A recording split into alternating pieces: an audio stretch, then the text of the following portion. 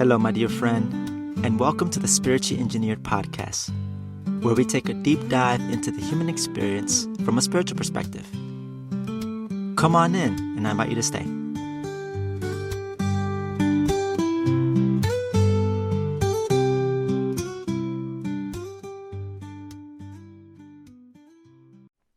All right, so welcome to another month, and we're now entering the month of August 2026.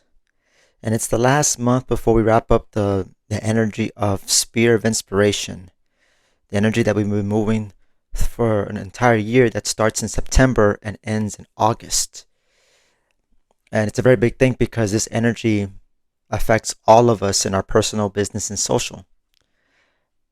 So this month, the theme is loyalty. And so I'd invite you to pause for a moment before continuing to listen to answer two questions if you want. Number one, how would you define loyalty in your own words in terms of like dictionary definition? And then number two, what experience do you have that relates to that word, in this case, loyalty? So the definition of it and what's your experience? Because that's integrating and looking at it from the intellect and feeling perspective. It's why I ask, just for yourself, just something to keep in mind for your own notes, for your own self, So I'll look at it. So then now it's my turn. I'll take a look at it. As far as like the definition, I decided to look up, the dictionary, and there were a lot of words that were said regarding loyalty. So I had to kind of filter through which ones resonated with me and how I relate with it.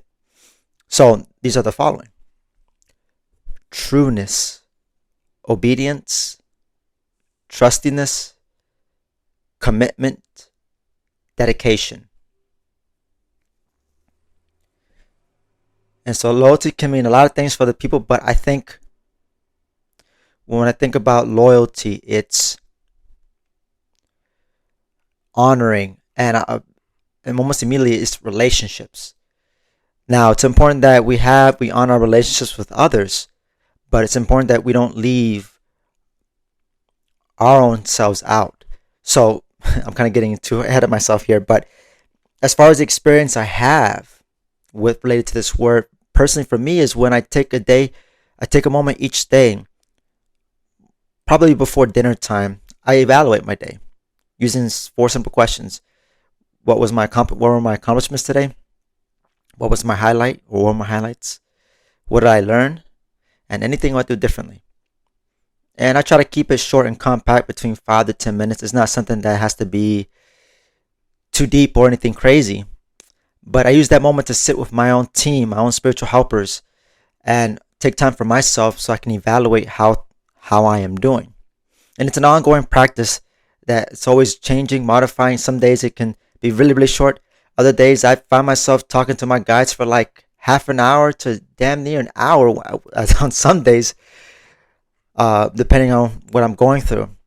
But it's giving myself that permission so that I am renewing my commitment to myself for why I'm here. So one of the sub-key themes we're going to go over related to loyalty is the word believe. So to believe is loyalty to the soul. And so as always, I'm going to go ahead and begin reading the excerpt. Feel free to set yourself up, get comfortable, close your eyes, get into deep meditation, and just listen for what resonates. And then we'll go over and talk about it and talk about what's coming up for this month. And so here we go.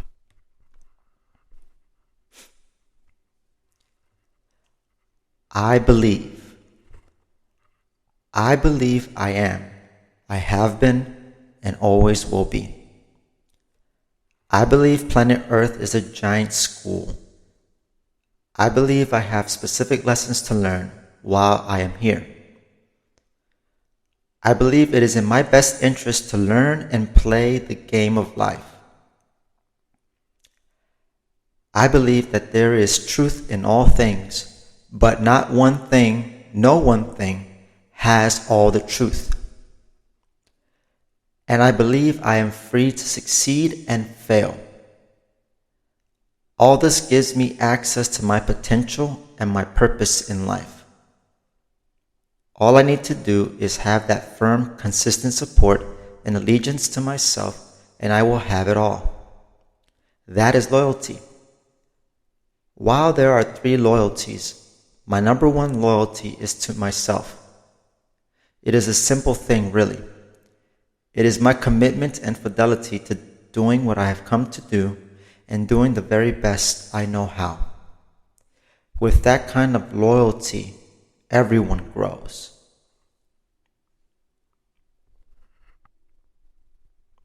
All right, and so that was the end of the excerpt there, which is pretty powerful stuff. I mean, if I have to comment anything initially, it's so when I've met the Wayshowers College, the people I'm involved with, where I've received my training, where I've learned, and where I do my spiritual practice, that's a huge component of the core of their teachings. It's not about looking to something outside of myself as the source or as this thing. It's like I am my own autonomous being who can choose and decide for myself how I want to live. So that's why they mention the component of loyalty to self. My number 1 loyalty is to myself first. And it's funny because I know when some people hear that, they'll think it's probably selfish. There's like this stigma that I think there's so much misunderstanding. It's actually practical that I make sure I have myself first. Because if I leave myself out, then that's when I'll feel I'll feel drained. I won't feel like that fulfillment. I feel like I'm just kind of doing things out of obligations and I'm operating out of lack. It's not very freeing. It's not sustainable. You know, a classic example I think about is like when I've gone on the planes and the flight attendants going through their motions on like the safety features and what to expect while being a passenger on the plane. And then they mention the air mask with the air pressure changes, and when it comes down, to put on my air mask first before I help my neighbors put on theirs. Like, it's as simple as practicality. I got to make sure I have myself, at the very least, in all my opportunities. That way I can help others to the best that I can. That's a very important thing. Otherwise, if I don't have myself taken care of, like I've learned in my experience as a wilderness first aid, or in first aid in general, if I don't have my first loyalty clear, then not only, let's say in the instance, an example of first aid, if I don't make sure I got me, then the moment I try to step in, leaving myself out, trying to help somebody else, then I'll just I'll become another patient, another person that needs to be rescued. Patient is the worst word to use, but basically another person that needs to be attended to, in a situation for first aid type of thing.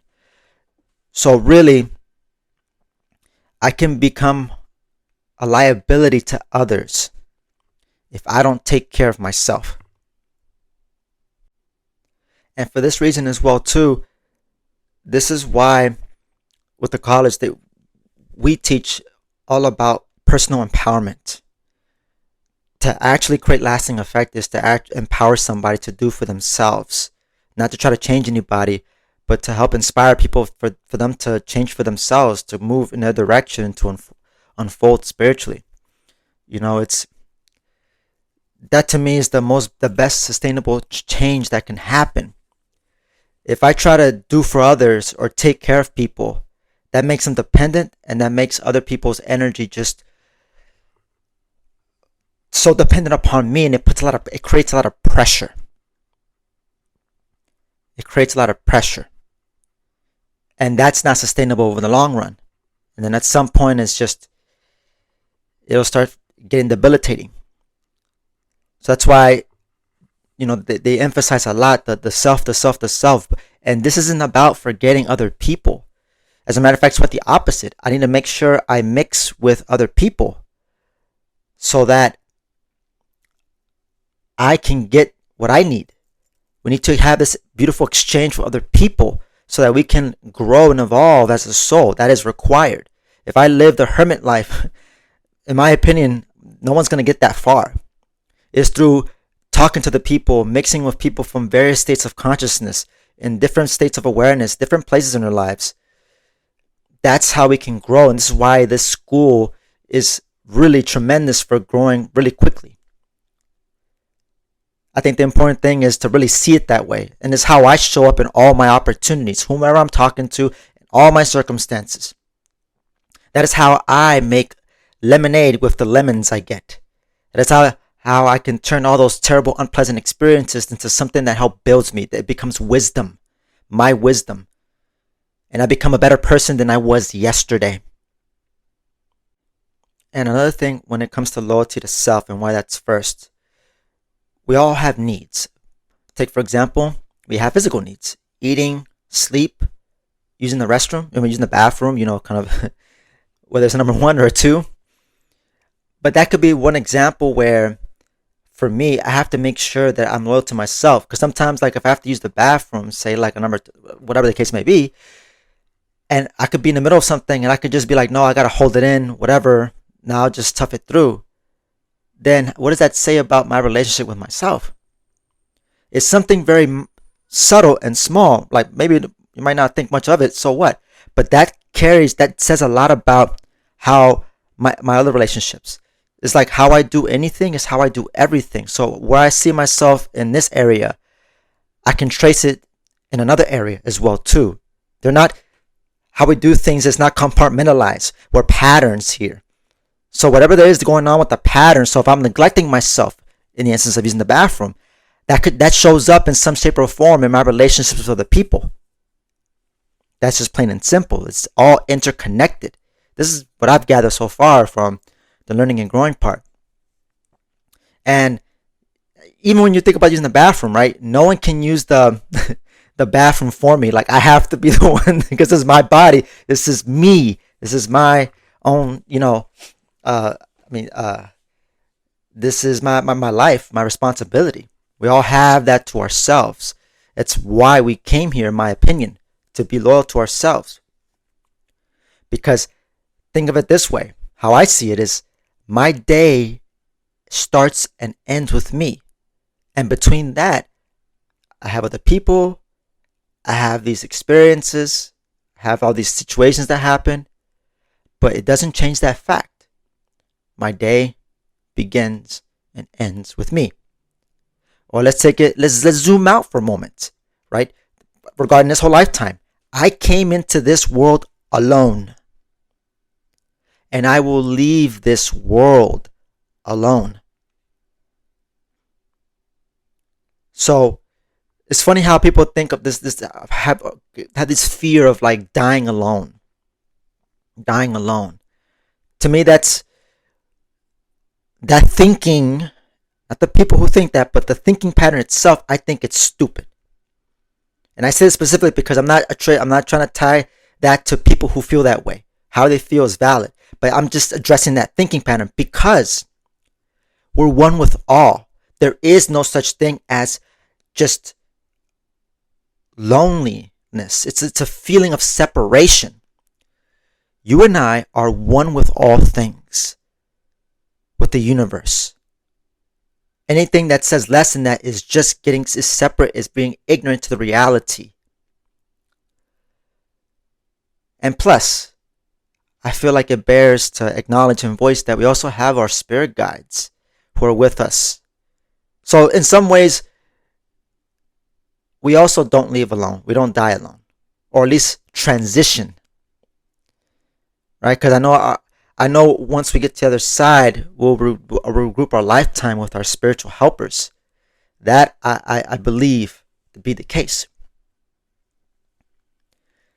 So it's like two things at once can happen. Like we end up dying alone, so to speak, because it's not like somebody else. Well, any loved ones are gonna like jump with me in the coffin type of thing. It's like whenever it's my time, that's my time. It is what it is. And as such, and because of that, it's important to make the most of right now while we have it, the beautiful now. So that's looking at it from the big picture perspective of why it's essential. It is not in anyone's best interest to leave themselves out. That whole selflessness thing, it makes for a good technique, but a horrible way of life.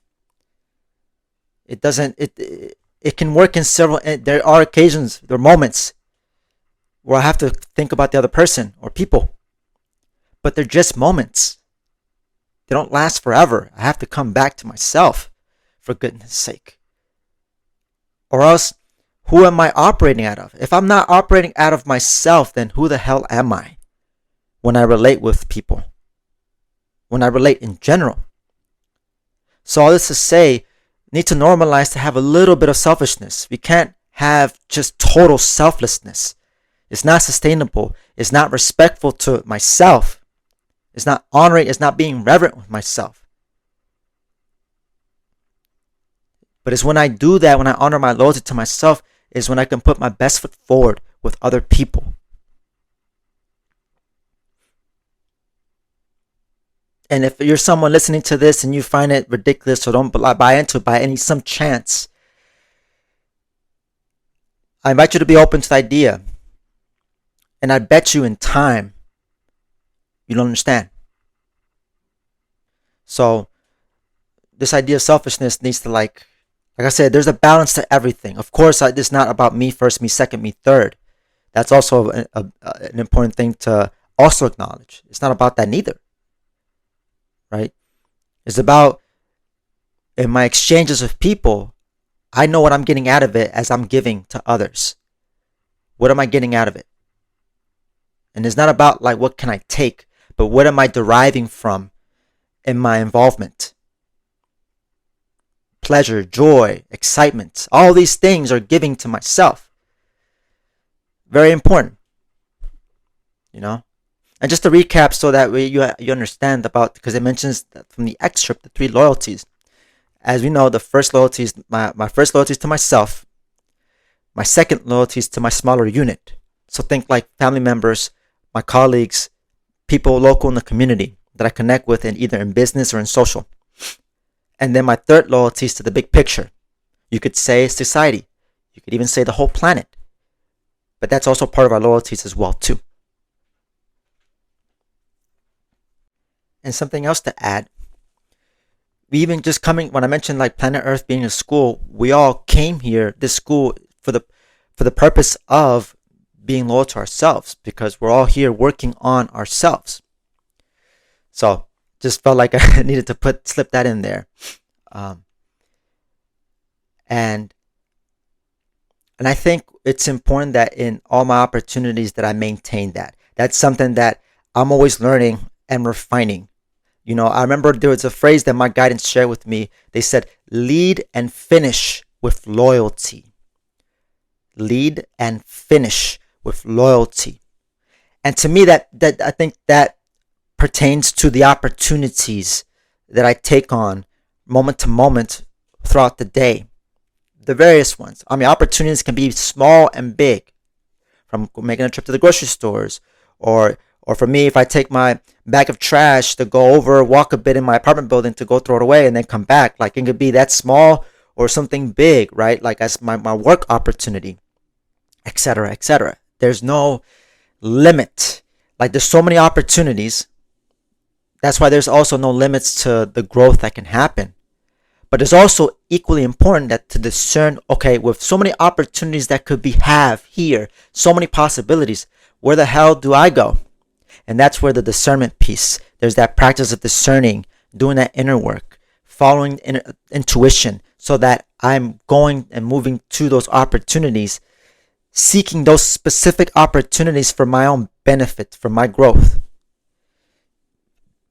And it's because when I do that, what that does to my energy permeates in my environment, it radiates.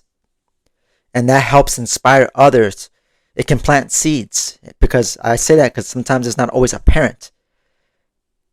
Got to be careful with instant gratification, that vibration. Sometimes it's the impact that I know I do. I don't always see it all the time. In fact, I would say most of the time, or a good chunk of the time, I don't see it. And that's why for me, when I hear somebody share how I made them feel, how much of an impact I made in their lives. It's always a refreshing thing. And it's nice to get some of that, feedback. Like, okay, I'm on the right track. I'm doing something. I'm being of service. And even like, I want to tie in the idea of being of service rather than being a servant. A servant is someone who leaves themselves out. Being of service means I give to myself as I give to you. I give to you as I give to myself. And so, and then another thing I want to wrap up for this one that I think is very interesting. I believe I am free to succeed and fail. And this really captures, for me, a reminder why no one needs saving. Through all the experiences we have here, the human experience, spiritual beings having human experiences, the suffering and all these things that we see out there that can be witnessed, this is all just the human experience. But is the involvement in the human experience that the spirit needs to expand for the sake of acquiring greater freedom, to liberate ourselves from ourselves. And there is no right or wrong way of going about it. I think loyalty, when I think about it, I think about my true feelings, my barometer, my sensing, my discernment. What do I feel like is going on here? Am I on or do I feel off? Balance out of balance. What are the feelings? Much like I feel hot, I feel cold, I feel small, I feel big. Like these kind of feelings, not emotions, feelings, true feelings. It's a very big difference. And a big thing that's like as far as integrating that I have an awareness of, but to embody more in my day to day is recognizing that as a soul having human experiences, as a soul with the physical body, that really truly just being here is really what makes us super successful. I've heard it said, it's like you are really doing super well just being here in this planet, in this physical body, because it takes a lot of organization spiritually to incarnate into a body. So pat yourself on the back for that if you're listening to this, because that's not something to gloss over and like that's actually a very important thing, very significant.